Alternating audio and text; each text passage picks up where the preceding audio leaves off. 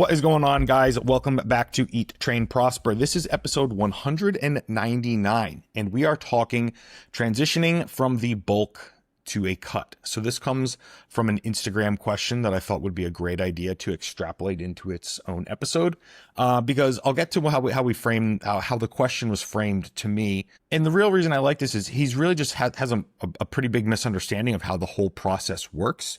So we can pretty much put together like a master class for this individual and anyone who's listening who really doesn't understand how this process works, and hopefully get them to from the side of the fence that so many people, even who are interested in the health and fitness space or would be people who are just interested in living a leaner lifestyle and having the body that they want. I look at it as like two adjacent backyards with like a normal, 5-6 foot fence.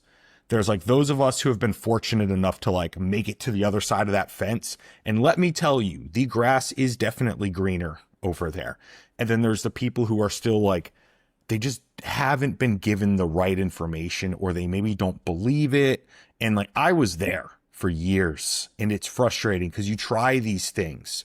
I remember like one thing that, back when I was kind of first getting into nutrition a little bit, was learning about like carb backloading. And I'm thinking, that's it. That's how I'm going to get lean. But I was already doing these things that kept me at like 16% body fat.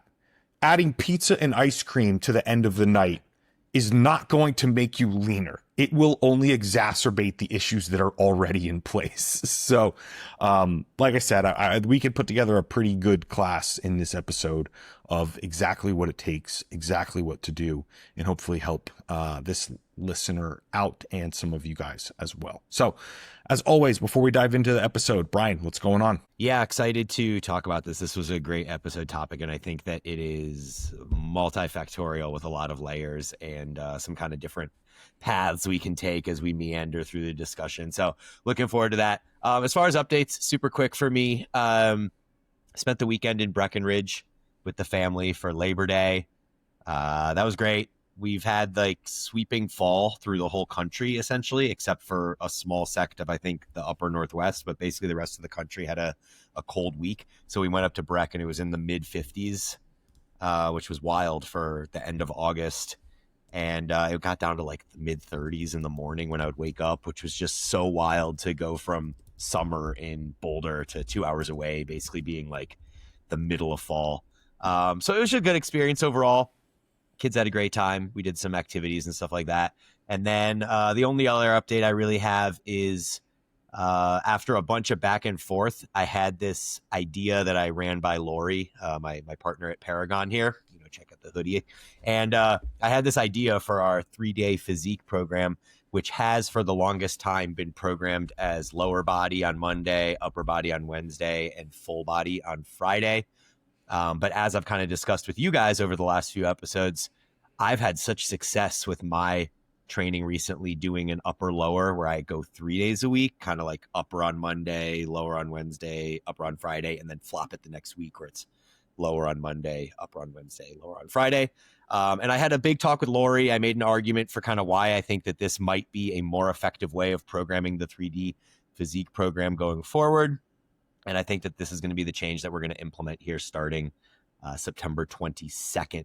So if you found that full body day a little daunting, or noticing that it's impacting any of your kind of outside the gym pursuits, which is kind of the reason people follow 3D physique. Like if you're doing 3D physique, it's likely because you also do things outside of the gym.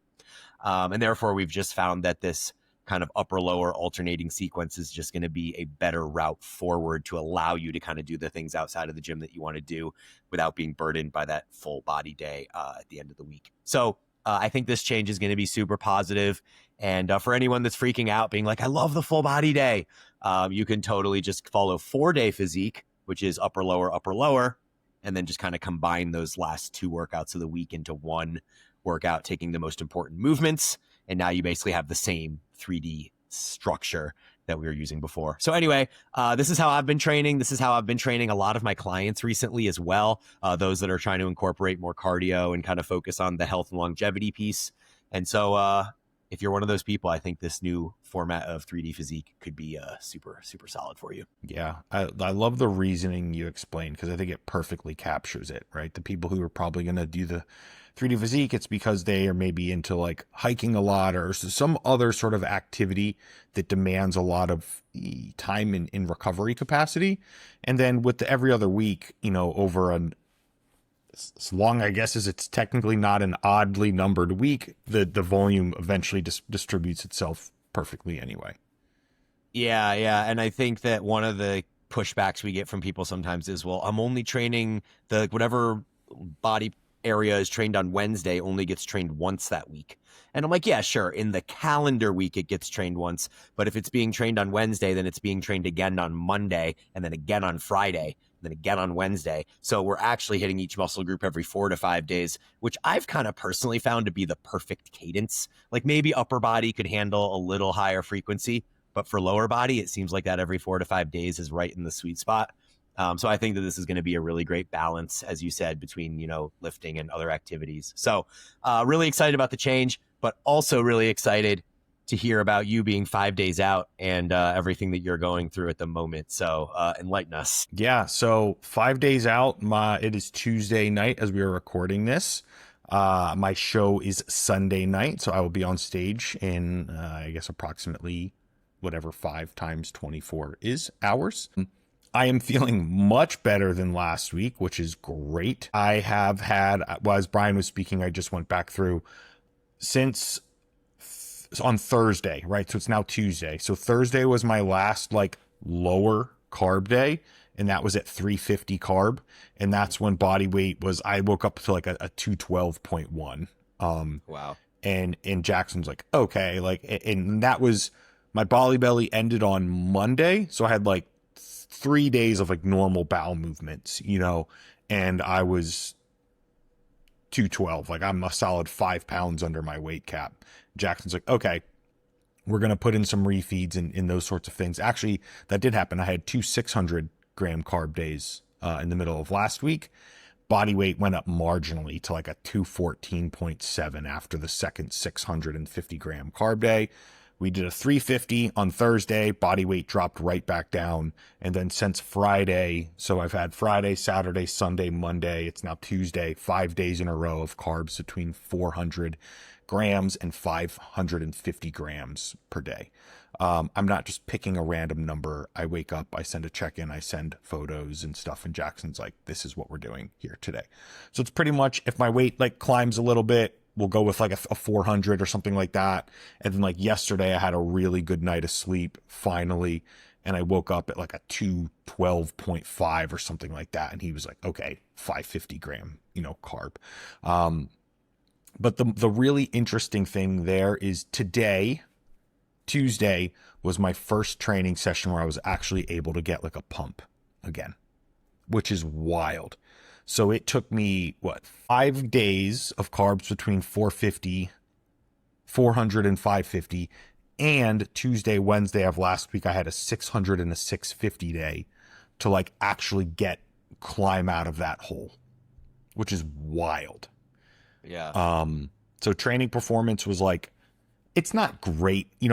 I'm still dropping like a rep or two, but it didn't feel like I was trying the hardest I've ever tried in my life just to come up 5 reps short of what I got 2 weeks ago, and I was like, oh, wow, my muscles feel like muscles again, not just these noodles attached to my tendons that I pull on things and it moves slowly and not for many reps. Yeah. Where's your body weight at after the 5 days of carb increase? This morning I was 214.2. And your cap is 218. Is that right? I need to be 217.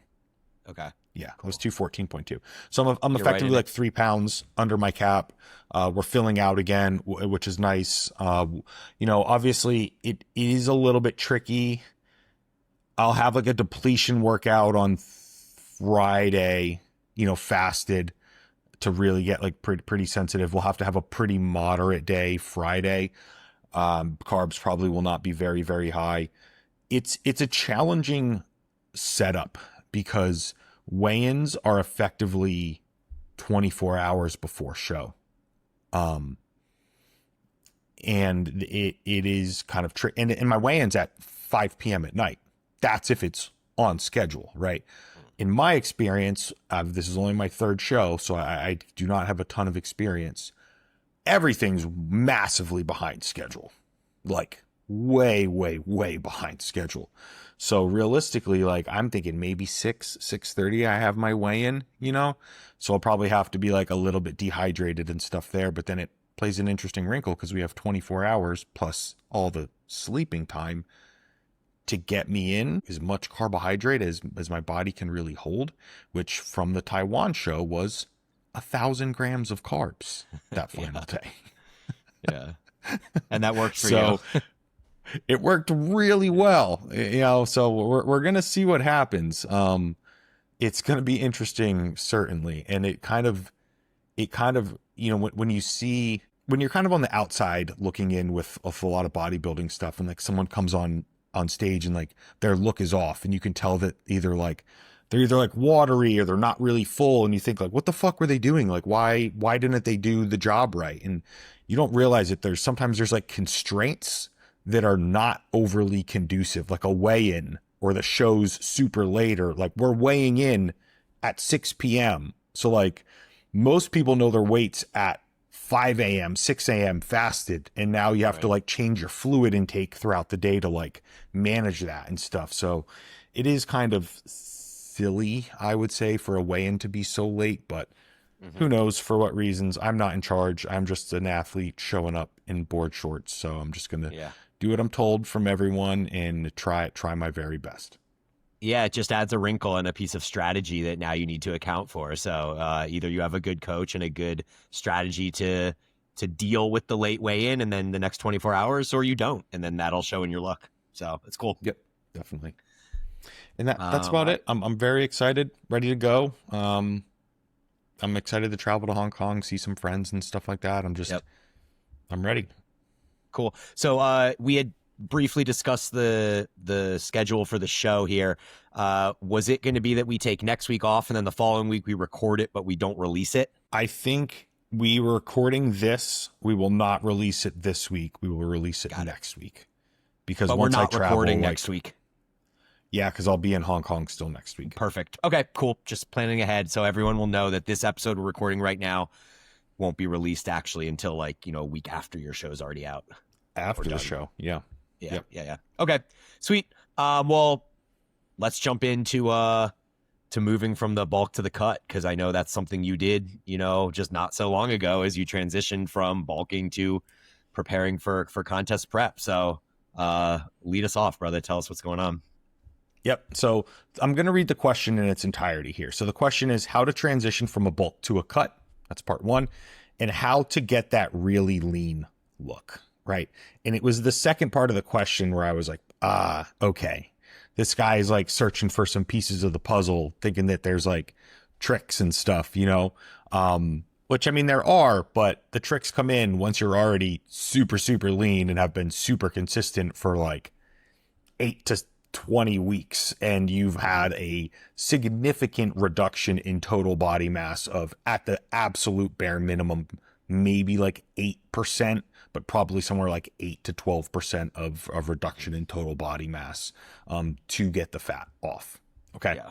So there's kind of like, I categorize this into, I have 1, 2, 3, 4, 5, 6 categories, right? The first is the psychological transition. The second is timing of the deficit, then setting your deficit course, getting that really lean look, training adjustments, and then final common pitfalls to avoid. Okay. So the biggest thing that I wanted to start with, and there's a reason I put this first, is the psychological transition. And the reason I have this first is, for some reason, there's a pretty solid subset of people. I would say from my clientele, I notice this happens in, I would say upwards of like 40% of clients, at least 35, where like the diet starts and all of a sudden they start having problems. And it's like there's problems that they didn't have before. And I'm like, nothing's changed. Like we've taken you from 2,700 calories to like 24. It's a 300 calorie deficit. And all of a sudden, like, you can't string together consistent days, and the structure that you had is out the window, because people, and here's what it is. It's a psychological switch for people. They're like, oh, I'm dieting now, so I should be hungry, and it's going to be really hard, and I'm going to have to say no to seeing my friends. And they like make up all these stories in their head that are sometimes associated with dieting, typically when people do a poor job or mismanage it.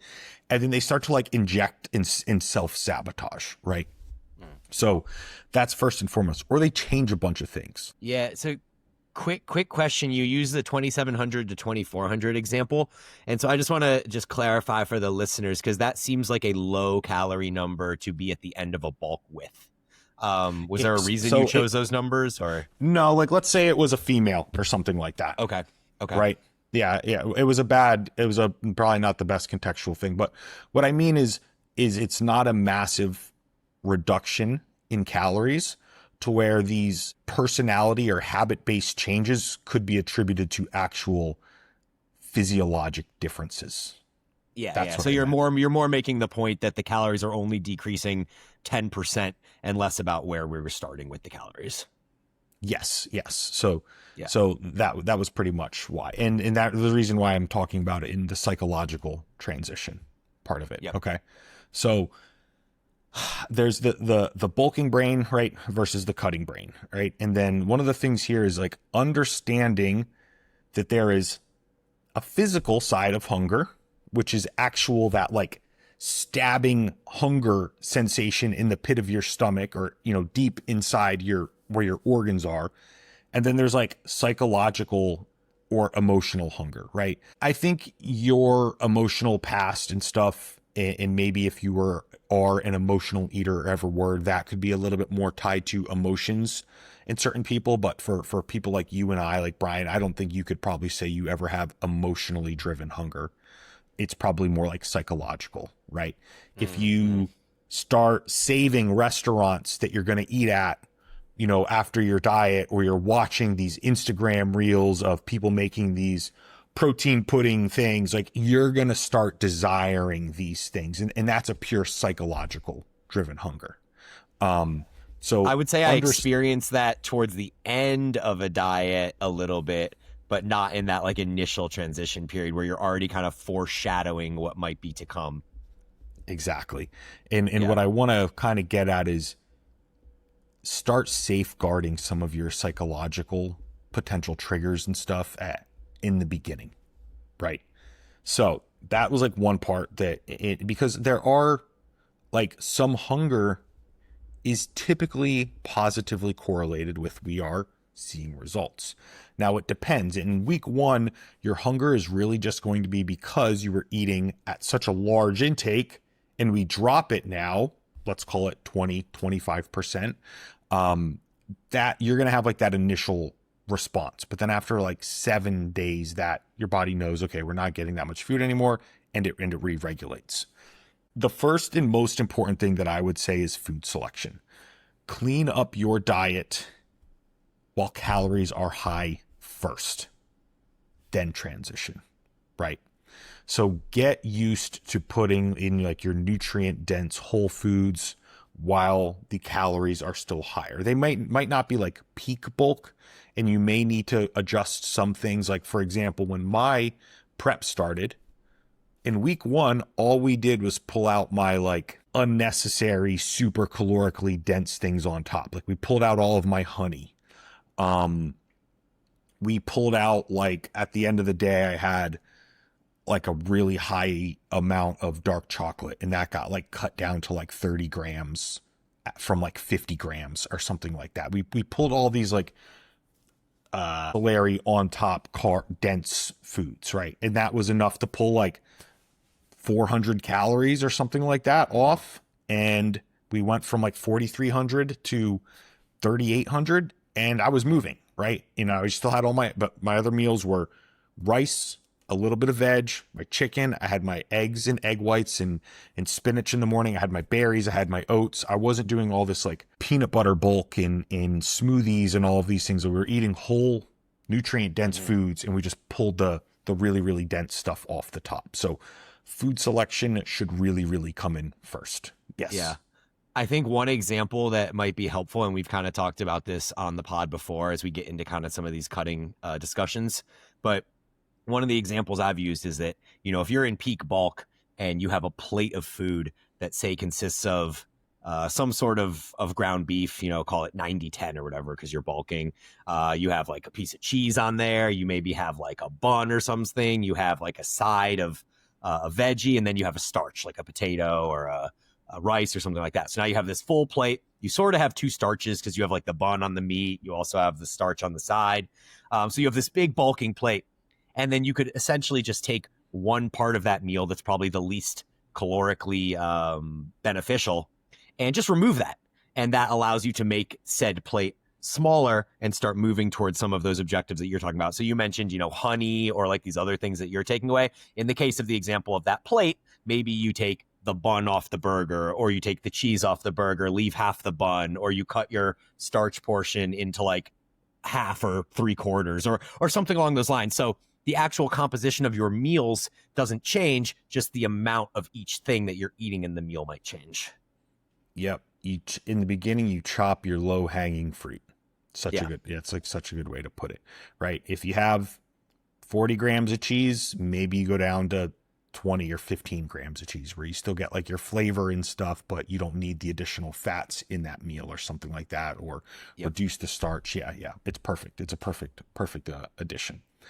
So we covered food selection, the bulking brain. The next one that's really important is do not try to micromanage the scale, right? Something that some of my clients will get really hung up on is like, I was really good yesterday, but the scale didn't go down. And I'm like, no. You cannot micromanage this situation. You will drive yourself crazy. There's a reason that we take daily weigh-ins to produce weekly averages, and we leverage our check-in photos. Okay. Yep. If you are good over a week, we should be rewarded with a rate of loss that matches our threshold if our protocol is adequate for where we are. Okay. Maybe the protocol isn't aggressive enough. Maybe your level of consistency isn't where it needs to be yet. We will see that through food logs, food selection, body weight fluctuations, all sorts of things. How many meals were eaten out? How many were agreed upon that would be eaten out, et cetera, et cetera, et cetera. But you cannot, it is not Tuesday, I did good. Wednesday, I'm rewarded with new low, right? The body is so much more complex than that. Some of the things that I literally was just speaking about in the intro of the episode, we gave me 600 grams of carbs and I woke up with the scale down. It makes zero sense if you're trying to micromanage it. Okay.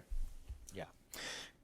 And then the final piece there is navigating social environments, meals out, alcohol, and the unhelpful, you're already lean enough comments from like your friends and family. Understand what your goal is, why you're doing it, and know that these people, maybe they love you, maybe they're just trying to peer pressure you, but your best friends, the people who care most about you, share your goal with them. If they are truly your friend, they will support you in it. Okay. One of the examples that I like to use, there was a period where I was trying to build this nutrition business. I was a software engineer. I wanted to get into a different line of work. And I had a roommate who was a big partier, and he would always invite me out and stuff. And I would say like, Timmy, I can't, I got to get through these chapters and stuff. And he would always, he was just a very social, kind person, and he always wanted to invite me, but he always made sure to like give me positive reinforcement. Like, I know, bro, like it's really cool what you're doing. I'm really proud of you. Like, study hard and get your shit done. And it was like very helpful because it was hard in that beginning to like not go party with my friends and stuff like that on a Friday night because I needed to do these things. And he always really provided positive reinforcement for me at a time where I really did need it. And it was a great thing to do as a friend. He wasn't like, that's fucking stupid. Let's go party. He was always very supportive, and I needed it at that time. Yeah, I think that's right. And it kind of goes with the Thomas Sowell quote. There are no solutions, only trade-offs. And so as long as you know what those trade-offs are and that you're willing to make them, then the whole process is much smoother. Yeah. Okay. Let's transition into timing of the deficit, right? And the first thing we want to start with here is body fat thresholds. And the most important is kind of knowing when to stop bulking before you push past those thresholds, right? Because the hard reality is if you like did a dirty bulk or the dreamer bulk or got caught up chasing a number on the scale, which we have all done, and you are 20+% body fat, your deficit is going to be a lot harder and a lot longer than you think. And there is simply no way around that, right? That is one of those lessons that is learned the hard way.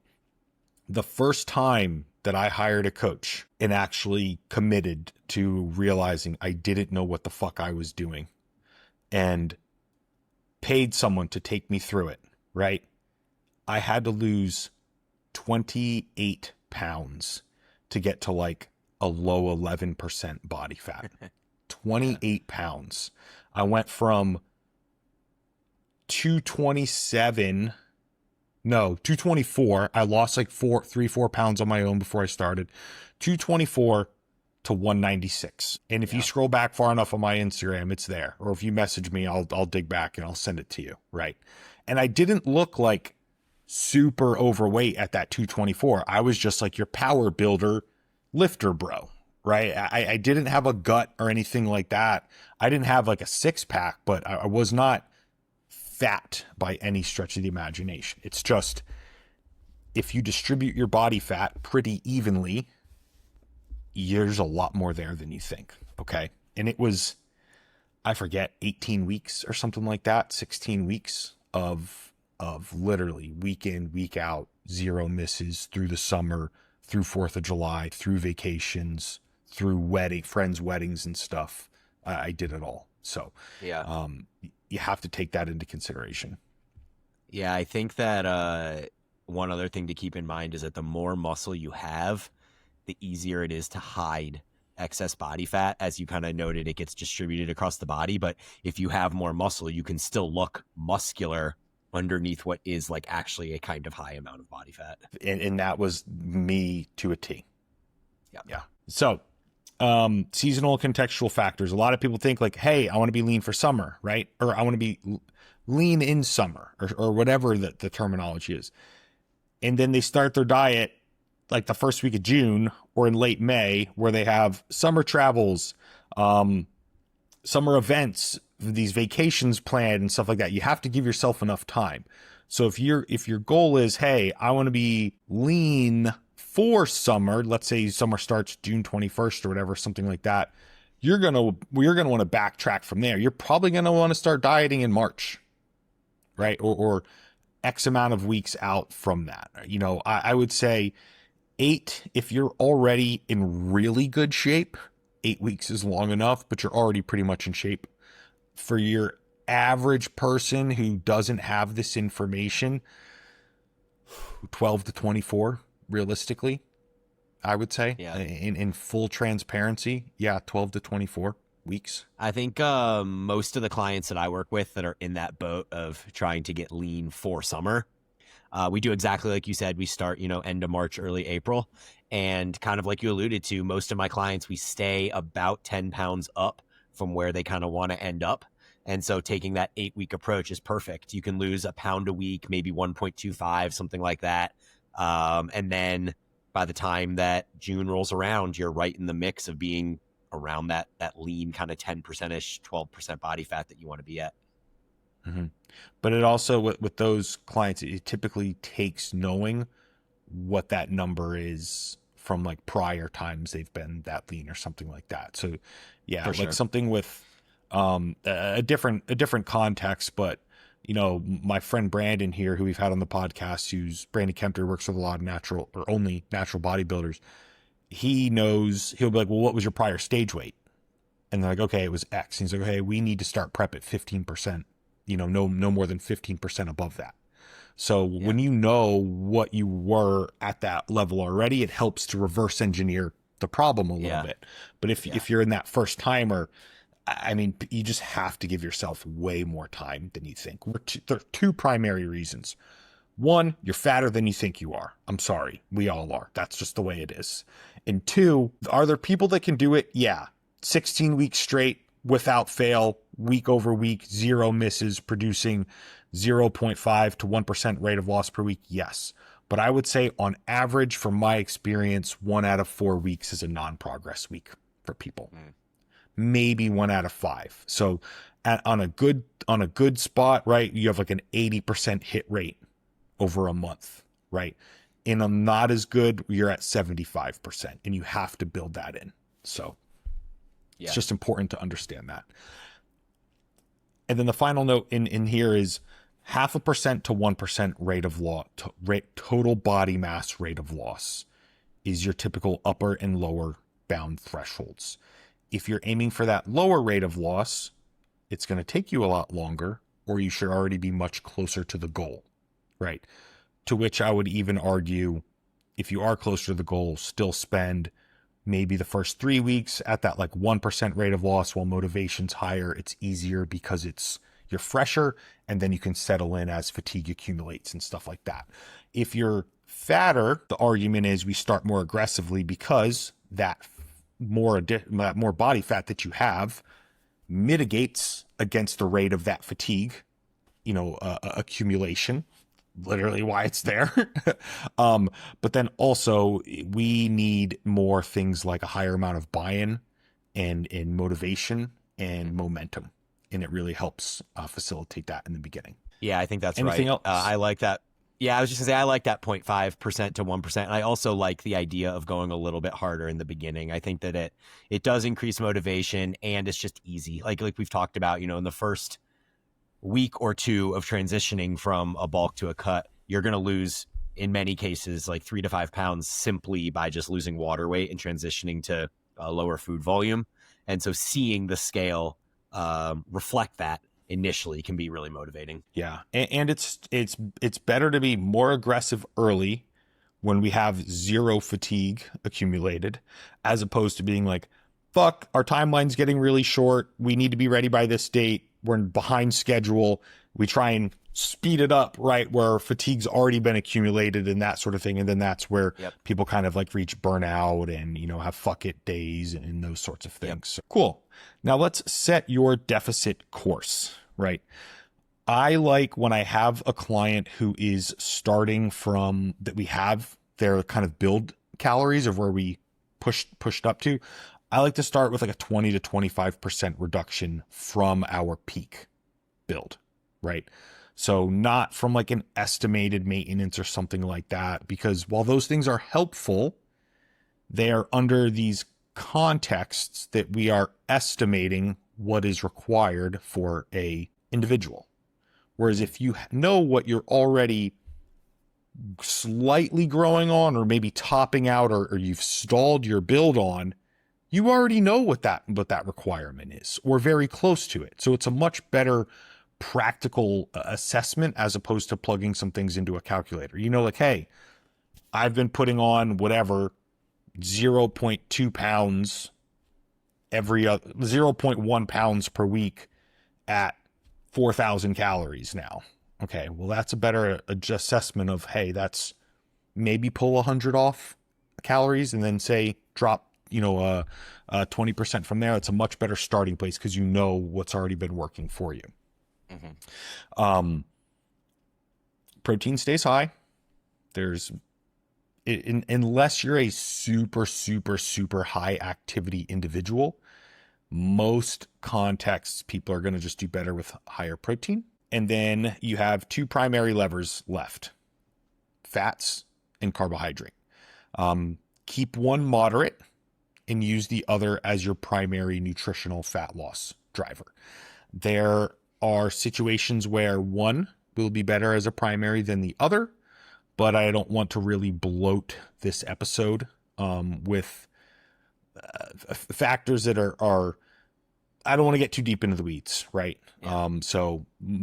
There's many people will argue on either sides. I have a preference, which I've talked about many times on the podcast before, but it's always based on the individual in various factors. So protein always stays high.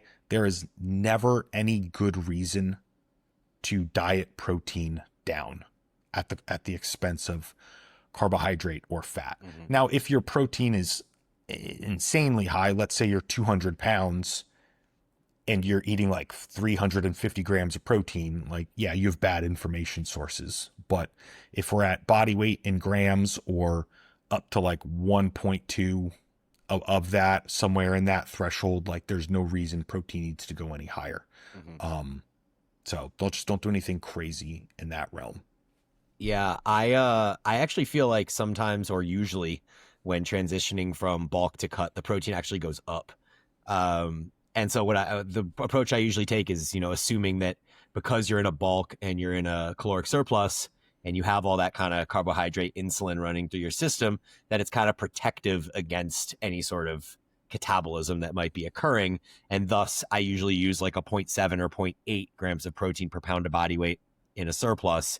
And then we'll take that up to at least 1 gram per pound of body weight in the deficit as a way to like increase satiety, ensure that there's less catabolism occurring and things like that. So that's the approach I usually take. But I agree in principle that protein needs to be high in that deficit. Yeah.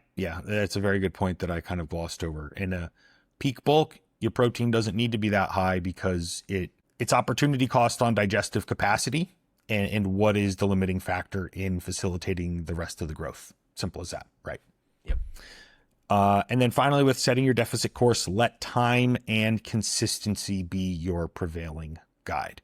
You should not be making weekly calorie adjustments. You should set something, make sure that the adjustment is appropriate. Like, let's say you were losing at 3,000 calories and you stall. Don't go to like 2,970.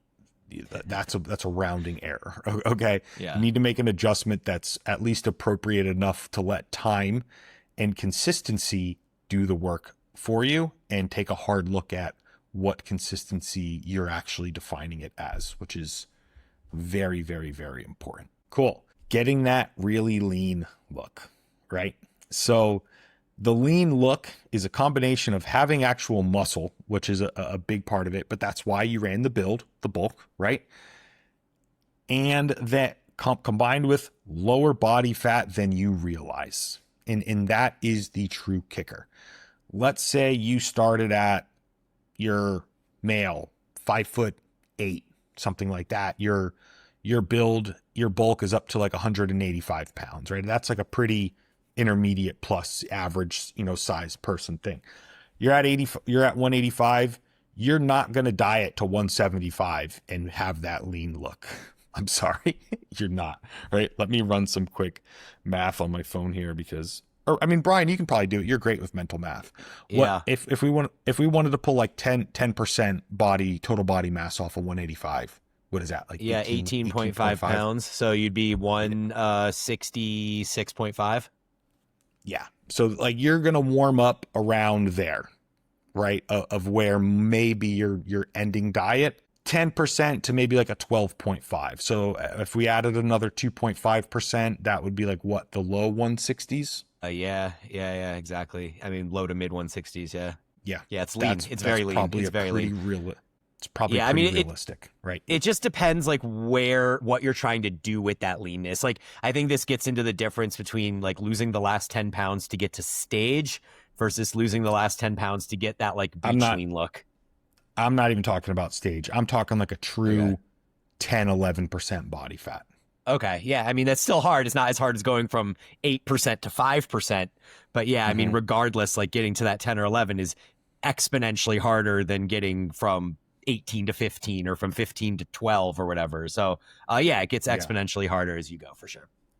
The one thing I would say, and the reason I define it is that in my experience, right, I literally had this happen today. We had a client, we just wrapped up a calorie deficit. He's super happy with it. Went and got a DEXA scan, 13.9%. I told him I didn't really agree with that. And then immediately after the DEXA, I had him said, Send me a picture of you pinching as much fat as you can, like right next to your belly button. It's not 14% body fat, right?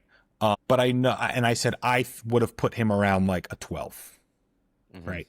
And you might think to yourself like, 13.9, 12, it's pretty, I don't know, that's like 20% difference, right? It seems close because it's 2 percentage points, but it's not 20%, but it's like 18 or 16, 17, 18, something like that. Yeah.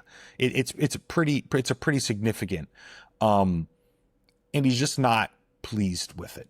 Right. So, and I think, in that context, when people in my experience who are like, they're like, I'm proud of what I did, but there was more that I wanted. I find it's that like 11% ish threshold, when speaking to males, right? We're speaking in a male context. For a female, you're going to add about 8% percentage points to that. Yeah. I think 11% is about that number for a male where you feel like you're quite lean. Like you can walk around and there are abs showing without you having to try. When the light hits you right, you look pretty etched. Like 11% is quite lean if you have enough muscle. But in some ways, like I don't know, I'm hesitant to use this example because it's kind of silly, but like my son is 8 years old and he is shredded to the bone because this dude like just constantly moves and doesn't eat enough food. And his friends are like, tell him that he's jacked. The kid is 8 years old. Like he's not jacked, but because he's so lean, he has bones that look like abs, and he has, insertions that look decent for an 8-year-old. And so compared to other kids, like he looks jacked because he's just skinny. And I think that if you get really, really, really lean, you can look kind of jacked. Like the leaner you get, the more jacked you look at a lower body weight. But you do kind of have to make sure that you have a base level of muscle so that you're not just the skinny, shredded 8-year-old kid. So I have a really good example that I think, I think we have our listenership tends to skew a little bit older with us with age, like Brad Pitt Fight Club, right? Yeah. Brad Pitt Fight Club is, I don't know how tall he is, but let's say he's like up to 5'10", which I think is probably pretty gracious. Are you going to look up how tall Brad Pitt is? Yep. He's 5'11". Fuck. Okay. 5'11". I would say, which helps us even identify this even more, right? What do you think his weight would be in that like iconic, cover image for that movie? Yeah, I would guess like 160 or 158, but exactly. Let's see if the internet knows. Yeah. Exactly. Yeah. It says 155 to 160 pounds.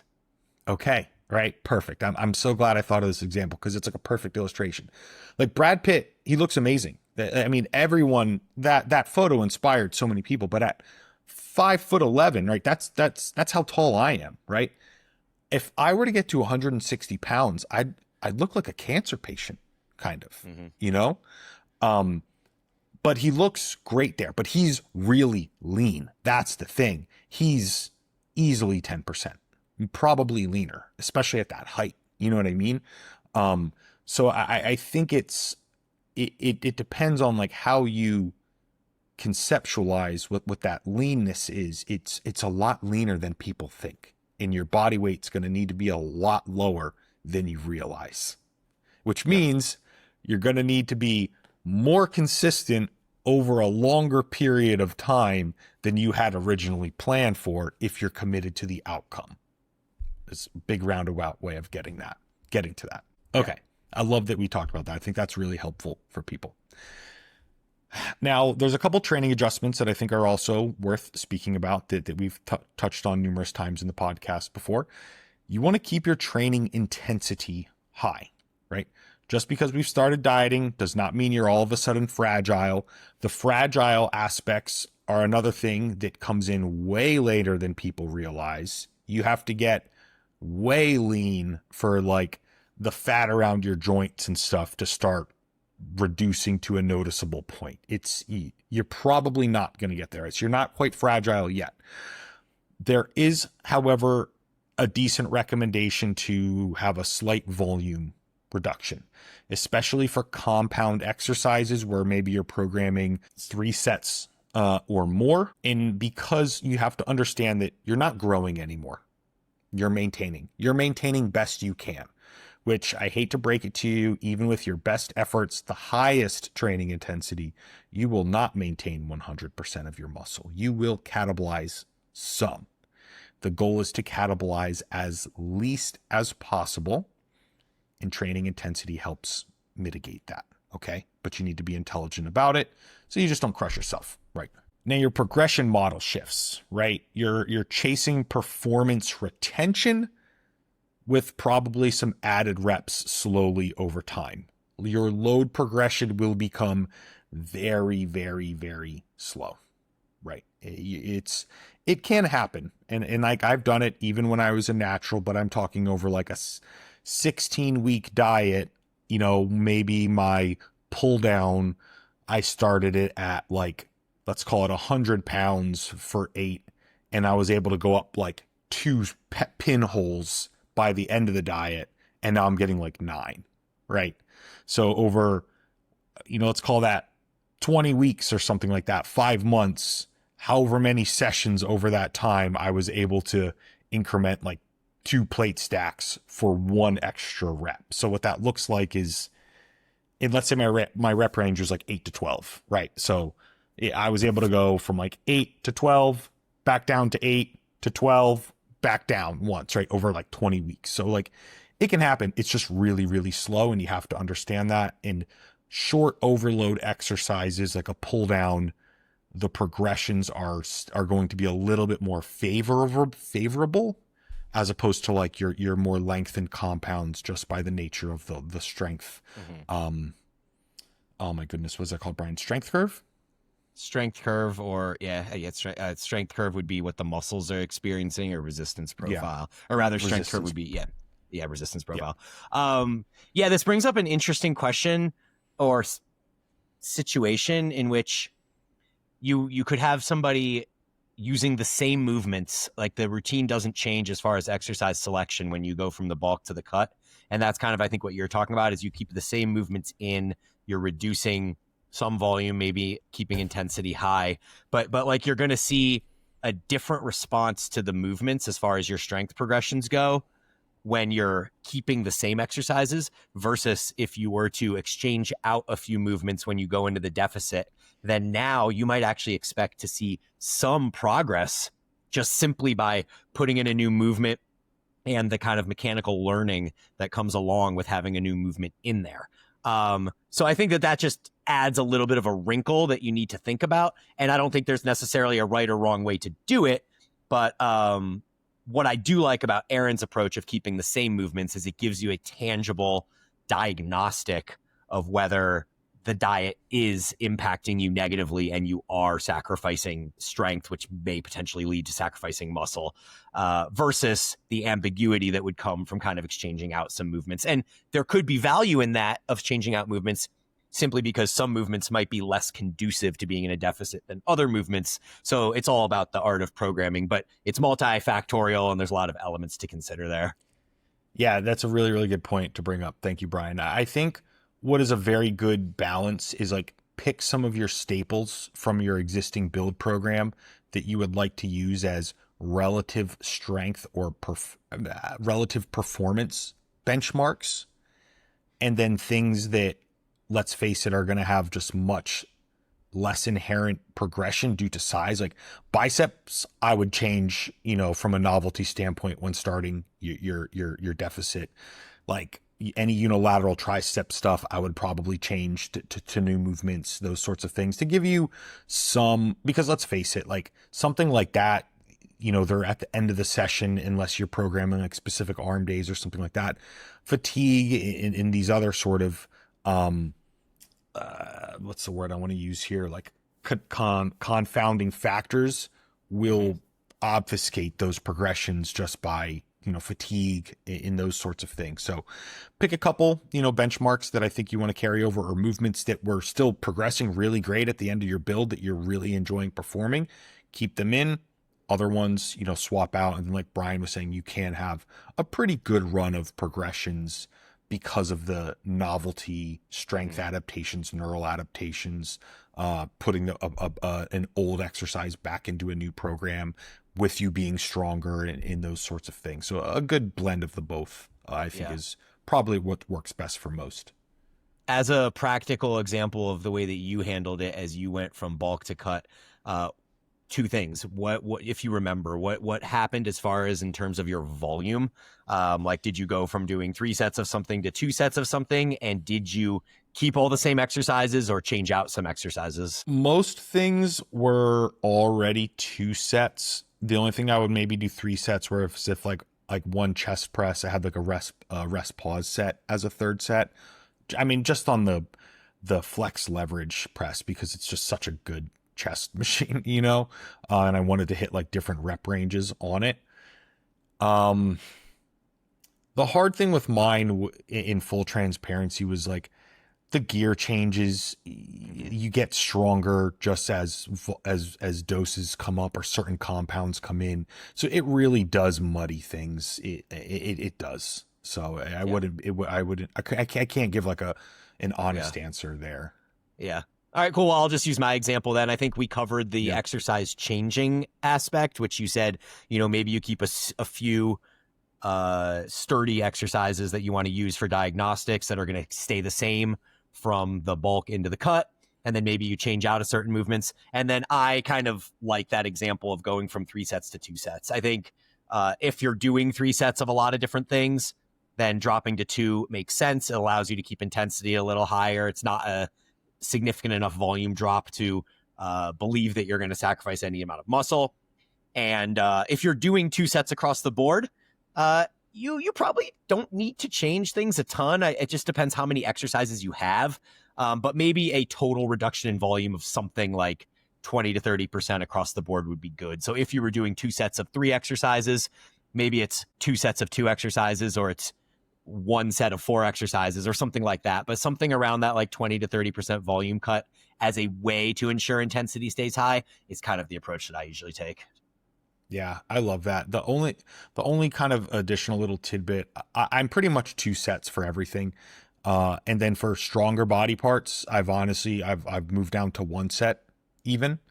But I will say, if there's an exercise that like you really, really enjoy, that you get a great stimulus from, especially in a body part that might be weaker, like in one of my the back session I did today, I have a seated cable row with an upper back focus. So I use like the prime short bar with D handles, and I go from like, I kind of get into like, you know, scapular, what would be like depression is going to be, so if you're kind of reaching forward, that would be depression. As you pull back, you'll be in retraction.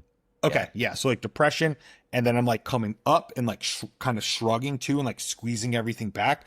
I just get a great upper back stimulus from it. My upper back is a lagging body part. It's not like chest supported, so I'm not feeling like crushed under the load. It doesn't feel highly fatiguing. It's short overload. So like I do 3 sets of that. That's like the only 3 sets of anything that I do all week long, I think, minus that 1 chest press that I had just said.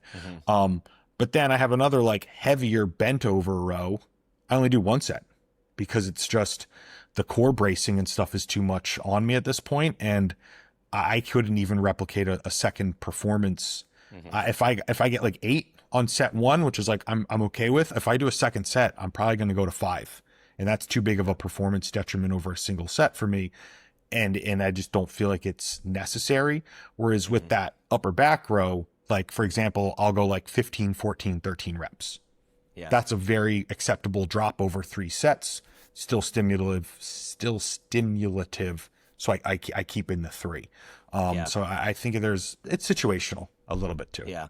I think it's probably also relevant to note that the literature seems to support the idea that the first set gives you like over 50, probably 60% of the total stimulus you would get by doing 6 sets. So essentially the idea being you get all the stimulus from 1 set, and you have to do 5 more sets to double that stimulus. So if you just do 1 set, you're getting a significant amount of that stimulus. And then every set after that maybe gives you like a decrease. It's a decreasing amount. So first set might get you like 60%, second set gets you up to like 80 or 90%, and then the last 4 sets you would do up to 6 are like just working in that final 10%. So the opportunity cost of doing more than 2 sets, especially in a deficit, is probably not working in your favor. Yeah. And then final kind of note here, cardio is a strategic tool, right, in well-structured fat loss, not punishment because you didn't adhere to your plan. Right. Which is something that's so common. And it just really illustrates a poor lack of understanding. So someone would be like, I really fucked up yesterday and I ate off plan and I went to whatever In-N-Out and I got a double in fries, but I made up for it today because I did 30 minutes on the Stairmaster. I'm like, you're not even in the fucking ballpark of making up for it. You need to be on that Stairmaster for 3 hours. Yeah. That 30 minutes you did on the Stairmaster is maybe 1 piece of pizza or like a bite of that double from In-N-Out. So, I think that's important to remember. And so that actually breeds a question for me, which is, if we assume that your client is somebody that isn't doing cardio for health, and they're simply all about that body composition life, what does your just general framework of inclusion of cardio look like for this client? It depends. Like I always try and be really practical, right? And I think that's one of the things that like kind of sets me apart as a coach, where I'm not just going to be like, all right, well, 30 minutes 4 times per week on the treadmill. I'm like, are we actually going to do it? Because if we're not going to do it, I'm not going to give it to you and then you tell me you're doing it and you're fucking not. You know what I mean? Like we're adults here. You just tell me, like, or like, what will you commit to? Can we do 2 cardio sessions per week? Can we do, zone 2 for 35 minutes like, will you actually do that twice per week? And like, yeah, I will do that. I'm like, okay, then that's where we're going to start. Yeah. Right. And honestly, I leverage steps a lot for people. It's very accessible. You can break it up into multiple chunks throughout the day, which is easier than going back to the gym, for a second time, or on your rest day, driving 20 minutes to the gym just to walk on the treadmill for 30 minutes and then drive 20 minutes back. Right. Like in the context like that, I'm like, let's just walk in the neighborhood for 40 fucking minutes and we save 35 minutes time and we effectively get what we need out of it. Right. So it really depends on the goal. Like look at me. I did very minimal structured cardio. I think I went on the Stairmaster once because I needed to test them at Undefeated. I did it once. I rode the bike, it was like a warm up and a cool down. I've walked on the treadmill maybe 8-ish times for my cardio. And I rode 2 of the spin bikes, I think 3 times for cardio. So that's what, 12 sessions over 5 months, and the rest of it I just walked. Yeah. So does that mean you kind of tend to lean towards the lower intensity to low moderate intensity during these periods and kind of staying away from the higher intensity stuff? It depends on what people have access to, right? Like I have some clients who will, like, if someone has access to the Rogue Echo bike or something like that, I'm like, yeah, I would love to put like a Tabata, sprint in like once per week later in our deficit, once we're already facilitated our rate of loss and those sorts of things, because one of the downsides to cardio is the adaptation to it is relatively quick from an energy expenditure standpoint. So I don't want to put it in too early at too high of a volume, and then the only thing we can do is more, which, can become time prohibitive and stuff for certain individuals. So I like to try and layer it in as needed. But again, speaking with the client and seeing what they will actually commit to and do. And then just a couple final common pitfalls to avoid, which the first, I think we should just pick up on right where we were just at before: abusing cardio instead of committing to diet control, which is like a massive one. And like Brian and I just joked about, the math does not math, unfortunately. I wish it did, but it really just does not. Panic deficits and cutting to huge unsustainable deficits where you have these crazy cravings, high hunger, cannot sleep, actual physiologic hunger pains that become very, very hard to deal with.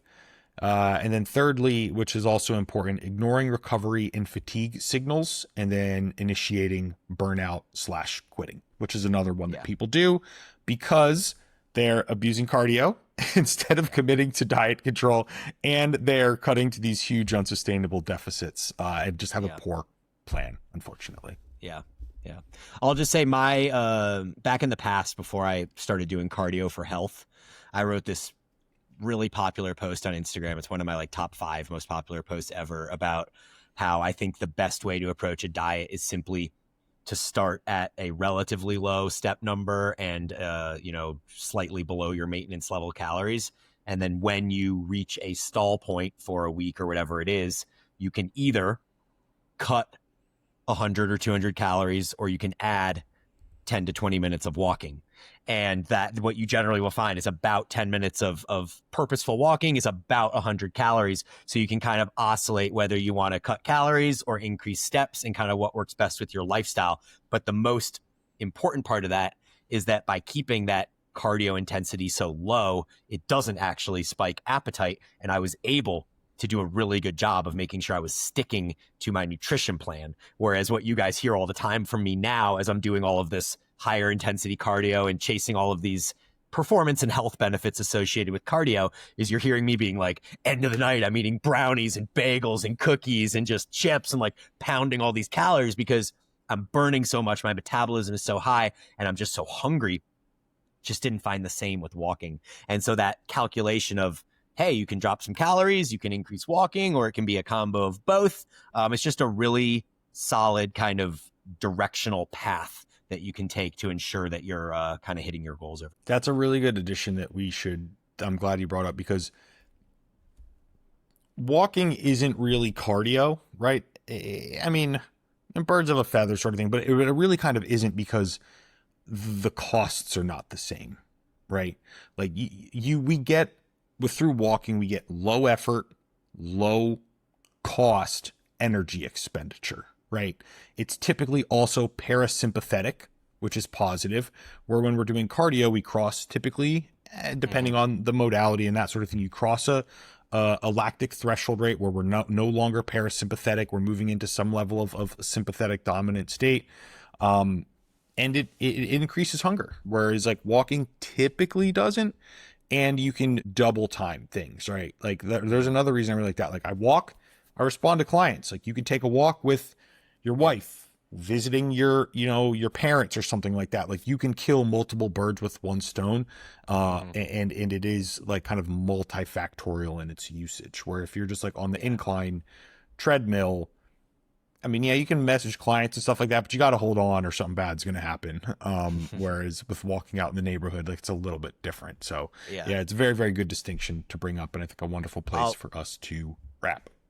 Yeah, let me just add one more thing on the walking piece, because not only does walking not really increase hunger, as you said, but it also, for me, always acted as a way to almost curb hunger. Like if I found myself getting hungry between meals where I wasn't supposed to be eating deeper into my deficit, then I could go out for a 10 or 15 minute brisk walk.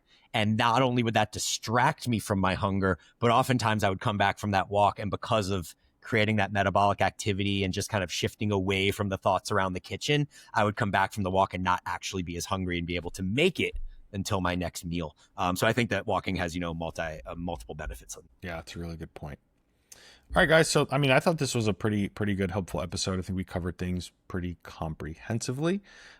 Any questions, anything like that, guys, holler at us, drop us a comment on YouTube, and Brian and I will talk to you guys sometime in September. I have a very, very busy September, very big facets of life going on, but we will be back as always with episode 200. So we got to plan something cool for episode 200 because it's a big number. Yep. And good luck on your pro debut. Thank you, Brian. Talk to you guys soon. See ya.